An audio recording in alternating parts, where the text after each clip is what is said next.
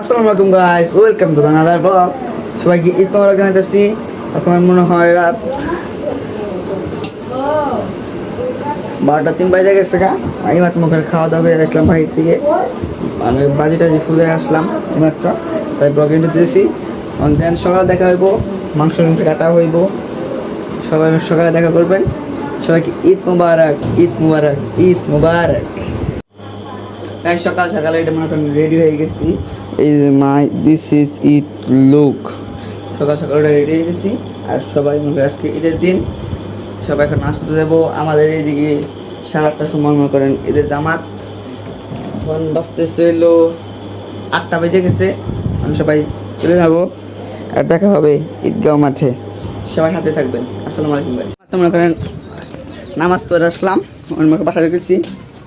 বাসায় বসে পড়ে রাস্তায়, বাসায় আইতেছি মনে করেন কাপড় চাপড় ইউজ করে সবাই যাবো হন গরু কোরবান দিতে। মনে করেন ওইদিকে যাইবো, আমি বুঝলো এই খাওয়া দাওয়া করে পরে যাবো। আইসে মনে করেন গরুর কাপড় শেষ করেছি। এই দেখেন শুলের অবস্থা, এই যে দেখতে পাচ্ছেন। খাওয়া দাওয়া শেষ, মনে করি কাটা দাওয়া শেষ করেছি। এই যে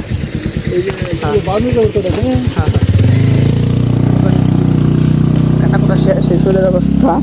আমার বাসায় যাবো চেঞ্জ করে বড় সমাজে মাছ নিতে আসবো।